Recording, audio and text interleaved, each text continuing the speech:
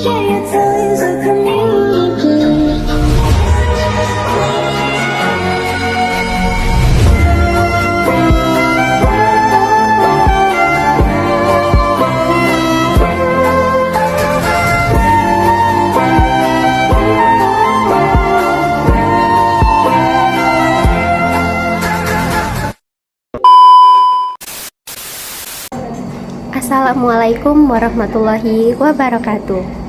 Bayangkan situasi ini, kita sudah kerja keras seharian di pabrik.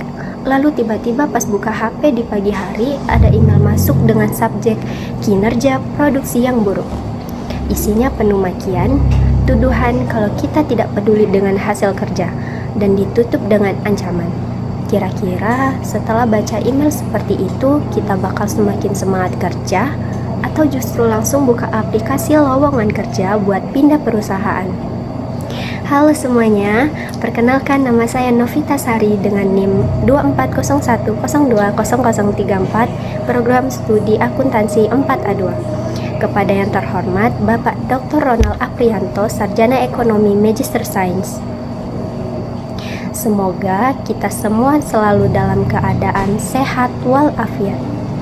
Di video UAS Komunikasi Bisnis kali ini, saya akan membedah sebuah studi kasus yang menarik dari PT Sejahtera Bersama. Kita akan ulas tuntas kenapa gaya komunikasi manajer produksi di sana, yaitu Bapak Dimas, justru menjadi bumerang bagi produktivitas perusahaannya sendiri. Yuk kita bedah satu persatu. Oke, kita masuk ke pertanyaan pertama. Pendekatan apa sih yang sebenarnya dipakai oleh Bapak Dimas? Secara teori komunikasi bisnis, beliau menerapkan pendekatan langsung atau direct approach. Begitu melihat ada penurunan target dalam 2 bulan terakhir, beliau langsung to the point, menembakkan peluru emosinya di kalimat paling awal tanpa ada basa-basi atau kalimat pembuka yang memperhalus situasi. Kelemahannya di mana? Pendekatan langsung untuk menyampaikan berita negatif itu sangat beresiko kalau tidak dikelola dengan hati-hati.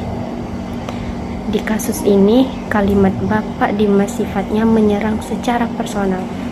Dampaknya sangat memukul psikologi staf. Karyawan merasa disalahkan sepihak, disudutkan, dan merasa kontribusi mereka selama ini dianggap nol besar. Hasil nyata di kasus tadi kasus, bukannya produktivitas naik, karyawan malah demotivasi total, dan sebagian bahkan langsung termotivasi untuk resign. Ini adalah sebuah kegagalan komunikasi.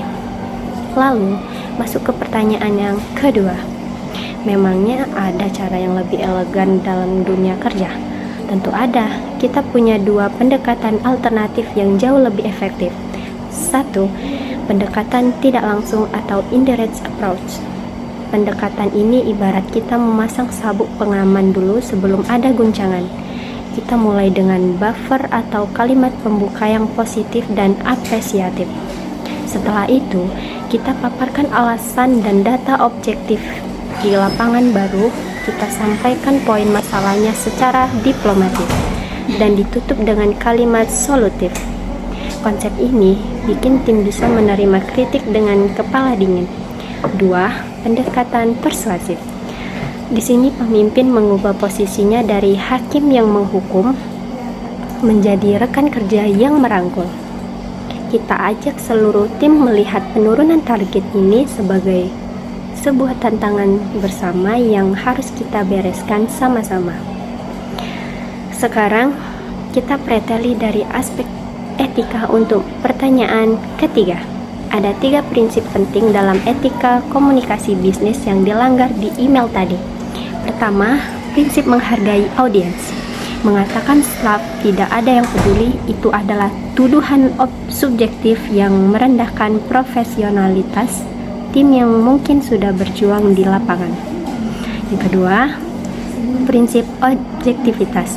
Email tersebut murni berisi luapan emosi. Tidak ada data angka, Tidak ada grafik dan tidak ada fakta konkret seberapa besar penurunan produktivitas yang terjadi. Yang ketiga, orientasi pada solusi. Kritik yang sehat itu harusnya membangun, tapi di sini Bapak Dimas cuma menebar ancaman tindakan tegas tanpa memberikan arahan atau ruang diskusi sepeser.